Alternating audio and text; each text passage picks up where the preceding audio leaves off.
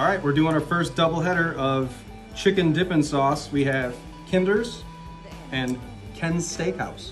Now I wonder if I should put them both in my mouth at the same time on different sides of my mouth and let them battle it out and see who's the winner.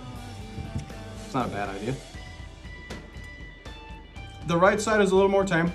I feel like the left side's winning this battle right now. It's advancing through the front lines of the Ardennes Forest right now. It's passing through the bulge. The left side wins. And with that, I'm gonna say it's a 7. Sweet, creamy, tangy. Founded in 1946. I don't know. Next one.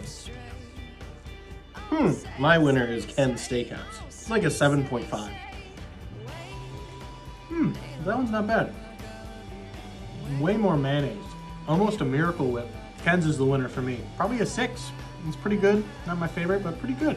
Come back tomorrow when we try the next sauce.